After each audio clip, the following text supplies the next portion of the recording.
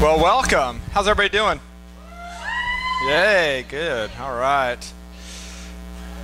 Well, welcome to 155. My name is Brandon Keller. For those of you who don't know me, say hi. Hi. Nice, nice. So, welcome back. How was your first week back at school? Hey, I got bad news for you. This week, you have to go 5 days in a row. I know last week you only went 4. This week you got to go 5 days in a row. So as you guys see, we are in our first series, and last week Chesney kicked off our first series with the first week. This week is the second week of the first series week. Second week of the first series. You got it. So last week, anybody remember what Chesney talked about? Anybody? There you go. Awesome. So, to help you remember what I'm going to talk about, there is a bulletin in your seat with a little connection card.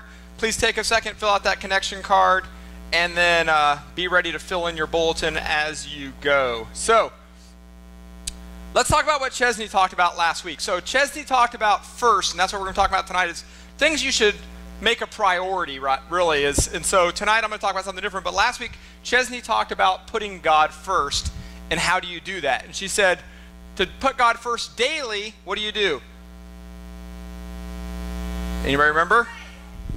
Pray or talk to God first thing as soon as you wake up. So it's like, as soon as the alarm goes off, you hit the alarm and go, God, thank you for giving me a great day today. Thank you for letting me sleep all night. Thank you for letting me go to bed before 2 a.m. Whatever it is, put God first daily in your thoughts and in your words. The second thing she talked about was putting God first weekly. And how do you do that? Either through worship or attending church. So congratulations, you put God first this week by coming to church tonight. So congratulations on that. Next, she said you could put God first monthly. And how do you do that? You do that by tithing. If you don't know what tithing is, that is a 1/10 of whatever you earn or get. You give that to God to help keep yourself humble, and just lots of good reasons to tithe. So that's how you put God first monthly, is tithing. And then yearly, you put God first by fasting. So who participated in a fast this week that Chesney challenged us? This side of the room, you guys got to pick it up, because that side of the room totally whipped you in the fasting category. So fasting, so she challenged you to give up video games, or maybe candy or sweets or social media or sugar or sodas. So I gave up sodas and energy drinks. And let me tell you, it's been a long week for me giving up sodas and energy drinks. Luckily, I've learned in the last couple months that I like coffee now, so I drank lots of coffee to make up for the fact that I didn't have my Monsters. But I'll probably have a Monster tomorrow morning, because my fast ends tonight at midnight, which is fantastic for me. So that is good. Hey, Mike, can you give me a little less monitor up here? I'm kind of getting blown out.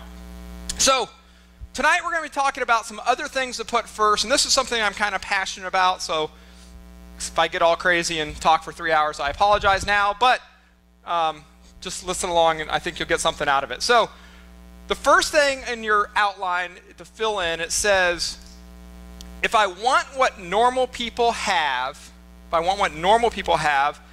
do what normal people do. Sounds pretty simple, right? If I want what normal people have, all I do is do what normal people do. So what is normal? Well, in our society, normal is a bunch of things. So I kind of thought about, okay, what's normal out there? What's like high percentage stuff? Well, one thing that's high percentage is normal is usually pretty broke. When you get to my age, that usually means broke because you're in debt up to your eyeballs. You have credit card debt and car debt and house debt and maybe some old student loans you still haven't paid off. So normal is usually in debt and broke. That is kind of normal, and that doesn't sound very good. But if you keep doing what normal people do, you get what normal people have, and that is usually broke. What else is normal? Well, I did some research on this one, and it seems that being depressed is normal nowadays. I didn't know that was normal, but I guess it is. I read some scary statistics that said that 70% of Americans are on a prescription medication. 70% of Americans are on a prescription medication of some sort. Half of those are antidepressants of some sort. So half of all the people, 70% of the population that are on prescription drugs, are taking antidepressants. So I guess being depressed is normal, which doesn't sound very good. If everybody's normal, but everybody's taking a drug to fix normal, that doesn't sound good at all. What else is normal? Well, kind of looking at our society and what's normal, being overweight and pretty sick is usually pretty normal now. Obesity in America is this huge issue, right? Everybody in America is overweight, yet we have all these countries that are starving to death because we have extra food and they have no food, but somehow we've got that all jacked up. But being normal nowadays is sick or overweight. So maybe that's because of, all the garbage we eat or whatever we do, but whatever it is, sick and overweight is normal nowadays.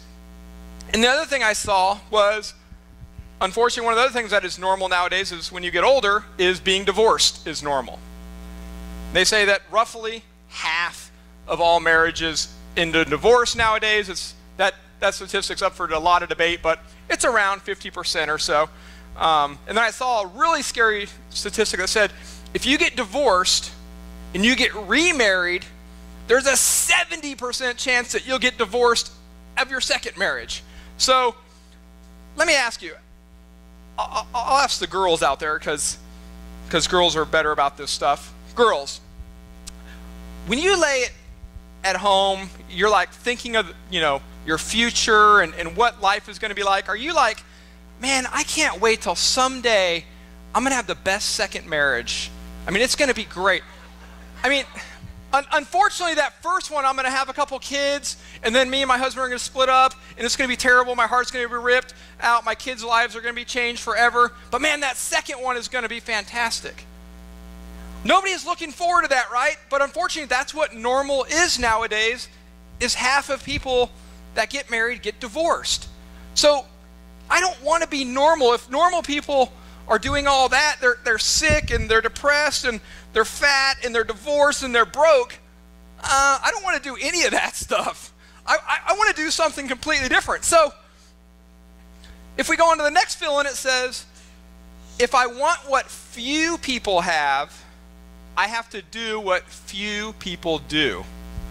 I have to be willing to do things that few people do to be what few people have. So I don't want to be broke. So what does that mean? Well, that probably means I need to do something different than normal. So maybe I need to find someone who's debt-free and let them talk to me about that. Maybe I need to find somebody that's rich and debt-free and talk to them about, how did you get here? How did you stay here?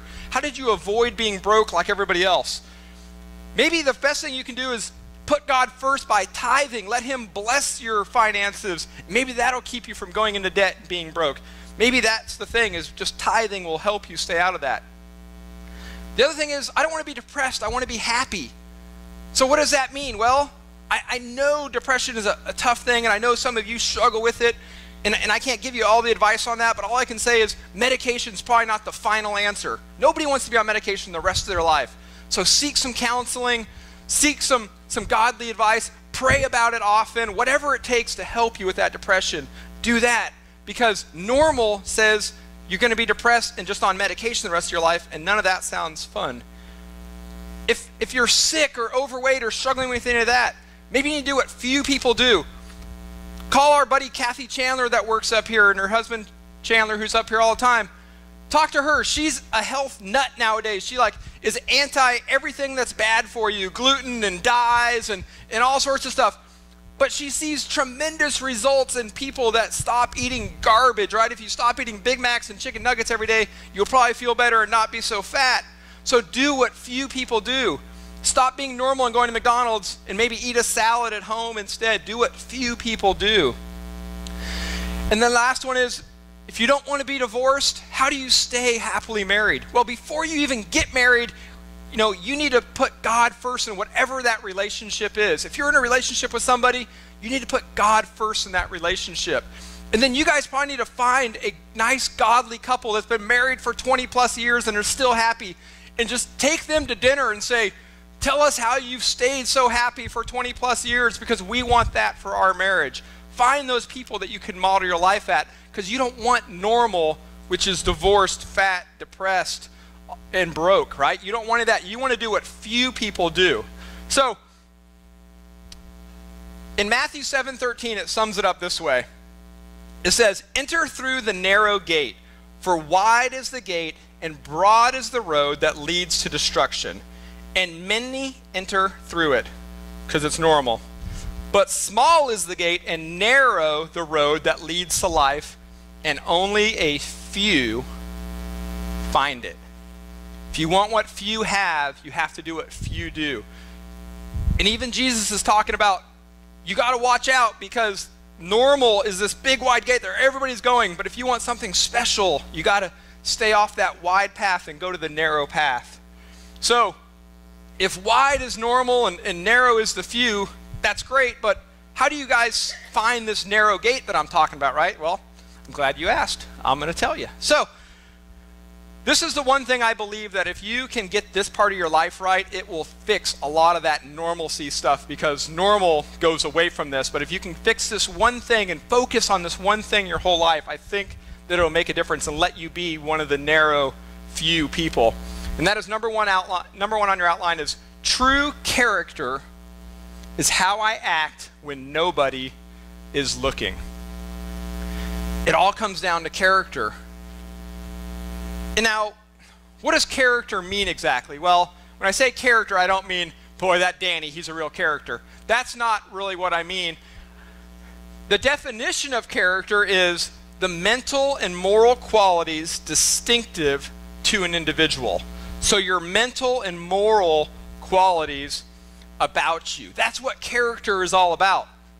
So how would we define good character? What does good character look like?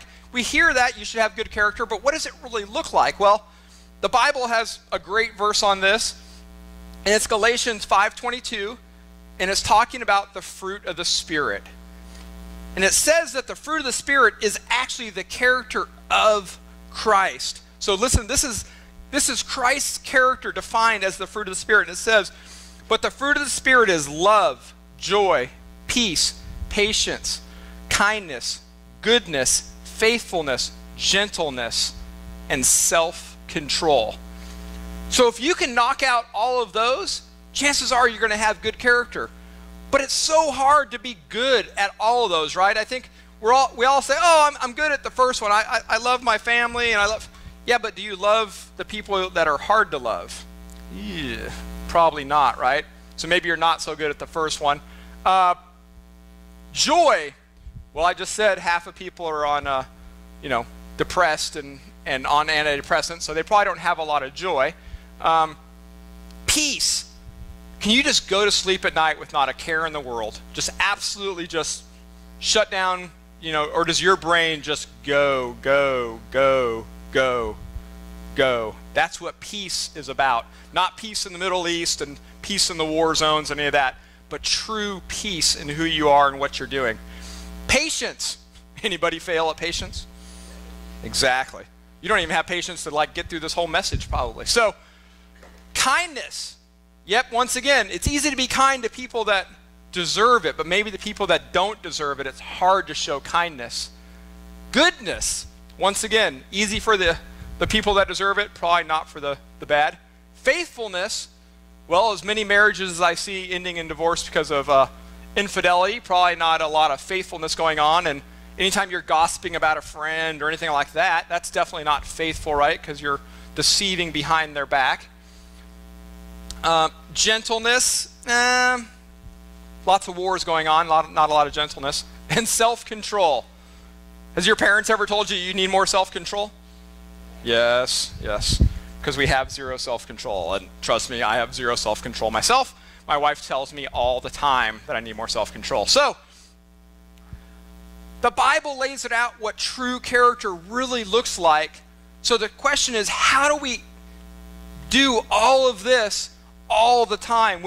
Even when nobody is looking, this is our true character that we're working with. Well, Jesus made a big deal about character. If you read through the New Testament, you'll find lots of good spots on that, but I found one specific one I want to talk about tonight.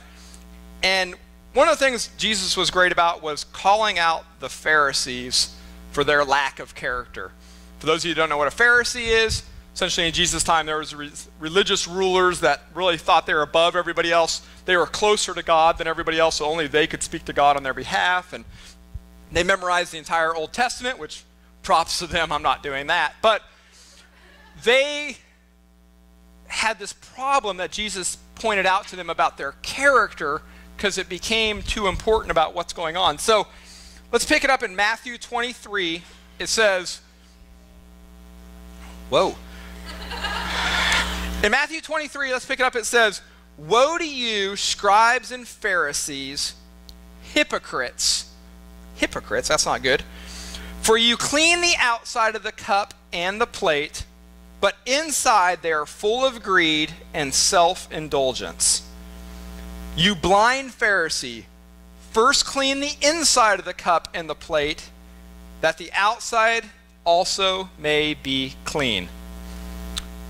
Well, Jesus isn't talking about a cup and a plate like you have to do the dishes before you go to bed. And mom never says make sure you get the outside clean before you clean the inside or anything like that, right? What Jesus is talking about is cleaning the inside of your character, because the Pharisees were so worried about the outward appearance of themselves and how white their robes were and you know, how many followers they had and all this stuff. They were so worried about the outside of the cup and the plate, they forgot to worry about the inside. And so Jesus was talking to them and calling them hypocrites because they would essentially extrude this, you know, great personality or this great character, but inside they had all sorts of problems with greed and all sorts of greed and self-indulgence, he says. So how do we make sure the inside of our cup and plate are clean and the outside just kind of projects that? Well, you have to remember that you may be able to fool people with your character. You may be able to fool people that think, you know, wow, that, you know, Johnny's really a nice guy, and, you know, man, whenever I see him, he's so polite and blah, blah, blah. But if that's not who you really are, you're never going to fool everybody, and you're certainly not going to fool God. God knows your true character. He knows your heart. And eventually that pours out. Regardless of how hard you try to put on this facade of this person you are, if there's something wrong with your character and your heart, eventually that's going to come out on the outside. So you have to be really careful about protecting that character. I found this awesome quote by this basketball coach. I don't even like basketball, but I found this great quote. His name was John Wooden, and he was a hugely popular coach from UCLA. He did something remarkable, won like 5 championships in a row, which has never been done before that, never been done since, or something like that. But he has this great quote I want to share with you guys, and it says, "Be more concerned with your character than your reputation, because your character is what you really are, while your reputation is merely what others think you are." Let me read that again. "Be more concerned with your character than your reputation, because your character is what you really are, while your reputation is merely what others think you are." Worry about who you really are. Don't worry about what other people think of you, because eventually all that doesn't matter. What other people think of you doesn't matter. It's what you really are inside, what your true character is. Don't worry about things like, you know, am I projecting this right persona or anything like that with your reputation. Worry about your character. Your reputation will take care of itself. All right, so number 2 on your outline says, well, and actually this is wrong on your outline, so just write down what I say and what's on the screen. "Do what I say and say what I do." And essentially this is, I do what I say and I say what I do. So the idea here is, as we talk about character, there's one other word we have to talk about, which is integrity. And this is what integrity is all about. Character is all about who you are, right? We talked about kind of that persona of who you are and what that looks like. Integrity is the how and the why you do things. The how and the why you do things. If you're up here and you have an awesome, you know, service, and you're like, you know, the guy that moves all the chairs every week and puts out all the bulletins and all that stuff, and everybody's like, wow, that's awesome, what a great servant. But if you're doing it because you only want accolades, or you're trying to impress a girl, or whatever the reason is, That's the integrity issue. That's the how and the why you do things. That's what you have to watch out for with integrity. That's the how and the why.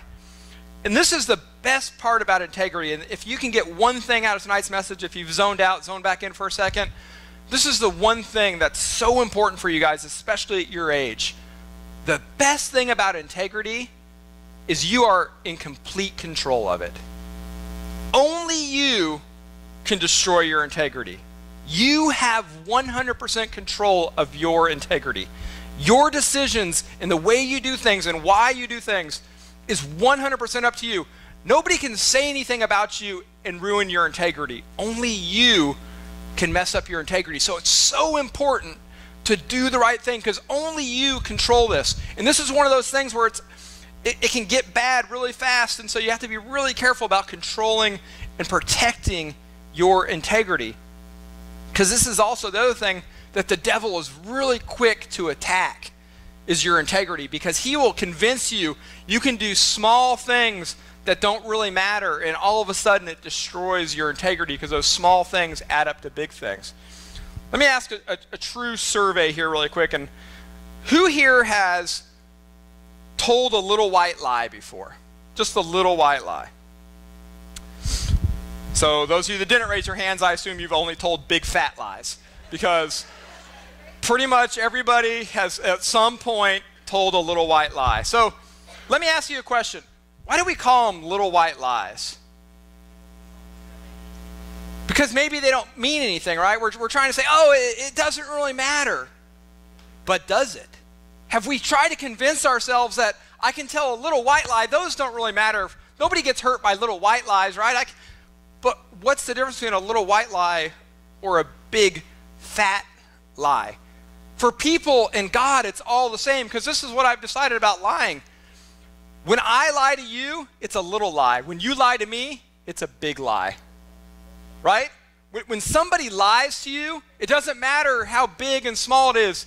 It's a big deal to you, right? But when you lie to somebody else, maybe it's like, oh, I'm just saying that so they'll think differently of me, or feel better or whatever.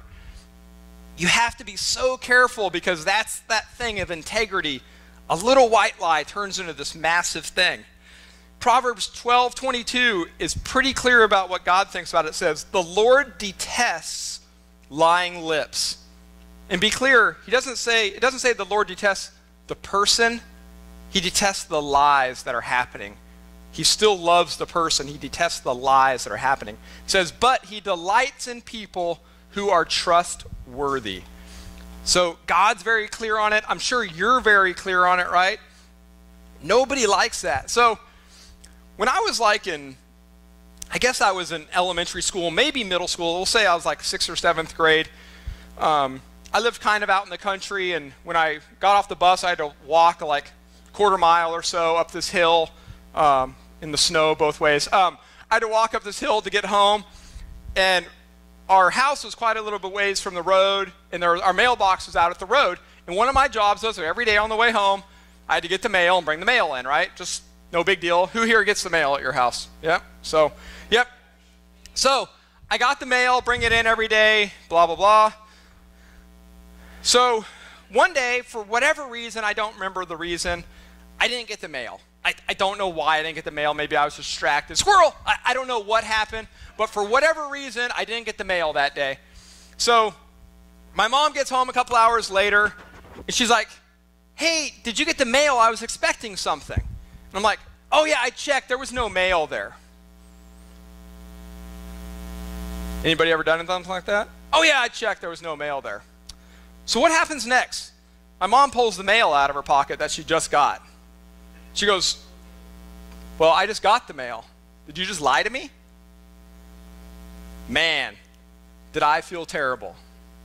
And she called it this. She said, you just bold-faced lied to your mother. Now, was that a little white lie? Yeah, right? Yeah, sure. I didn't get the mail. I didn't check the mail, whatever. But man, when I got caught lying bold-faced to my mother, it wrecked me. You know what? It wrecked her too, because it destroyed her thoughts of what my integrity was really like.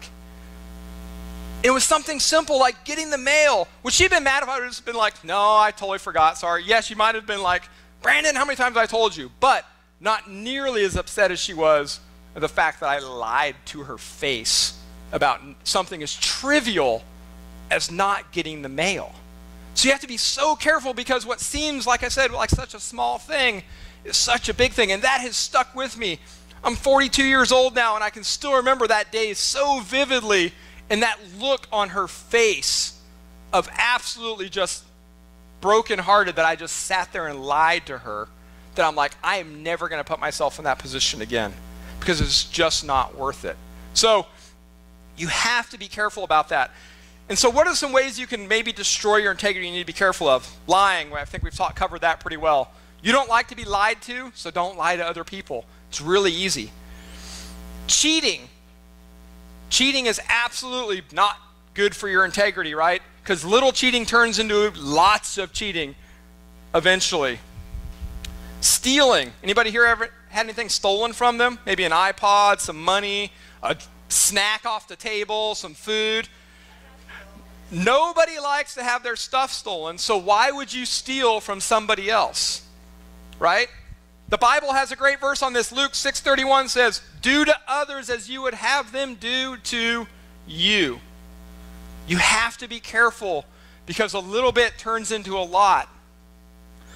A few years ago, I don't remember how many years ago it was now, I went to the beach with my family. And Stacia and I were out playing in the ocean. I think Carly was too small to really go out there very far.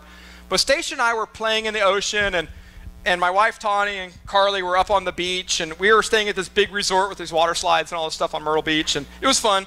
So Stacia and I were out playing in the water and stuff, and just jumping in the waves, you know, that usual stuff that you do. And I don't know how long we were out there, but we were just kind of playing in the water and blah, blah, blah. And then we're like, oh, it's probably time to go in. So we start to walk in, and I don't know if this has happened to anybody else, but the hotel wasn't there anymore. Yeah. The hotel was gone. And I'm like, well, that's weird. We've just been playing in the water right here. Where'd the hotel go? Oh, the hotel was like a quarter mile up the road, or something crazy like that. Why did that happen? That's right. Know what happened? We weren't focused on the hotel, and we drifted. We just, if we'd been watching the hotel, we could have kind of self-corrected every once in a while and tried to make sure we stayed in line. But we weren't paying attention to that. We were paying attention to the ocean, and we just kind of drifted. And that's what can happen with your integrity if you're not careful about protecting it. One little thing turns into not paying attention. Next thing you know, you've drifted. You've drifted away from what was important. Your home, your hotel that you were at, whatever it is. You have to stay focused on that all the time, because a little bit of drift over time turns into a long ways away eventually. So you got to be really careful about how much you're drifting in your integrity and protect that. All right, number 3, let's wrap this thing up. How do I want to be remembered? How do I want to be remembered? Now, this isn't like an old people sermon where this is about when you die, how do you want to be remembered? What do you want them to write on your tombstone or anything like that? That's not what this is about.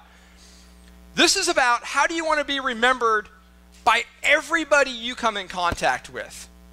How do you want to be remembered by everybody you come in contact with on a daily basis? So, your teachers at school, the ones you like. Let's not even get into the ones you don't like. How do you want to be remembered 2 years from now, 4 years from now by your teachers at school? Do you want to be remembered as the student that, you know, was always respectful and got good grades and worked hard, or you want to be remembered as the mouthy kid that would give the teacher no respect? How do you want to be remembered? Maybe your friends. Most of you, when you graduate high school, you're not going to see 90% of the people you went to high school with ever again. People just disappear. They just kind of spread out and go away. I have like 2 friends from high school. I'm married to one of them. So you have to be careful about how people will remember you. And it's all about your character and your integrity. Your friends, what do your friends' parents think of you? How will they remember you 5 years from now? What will they say? Will they be like, oh, Lauren was always so nice? Or they'll be like, whew, I'm glad that Lauren girl don't come around no more. Right? How are your parents' friends going to think of you?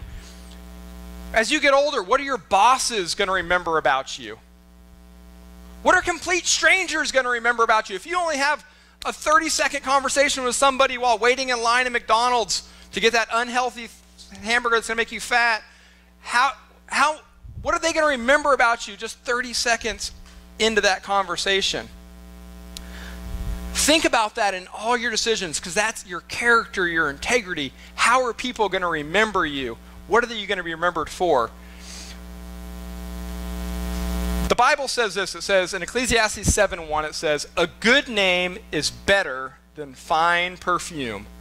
So, a good name is better than like Calvin Klein. I mean, it's better than whatever the cool, cologne or perfume is right now. A good name is better than fine perfume. Because that's all you have is your name, right? That's your integrity, your character. You have to protect that. That's all you have. But having a good one is important. So I'm going to go ahead and wrap this thing up. I'm going to ask the band to come up really quick. And we'll land this ship.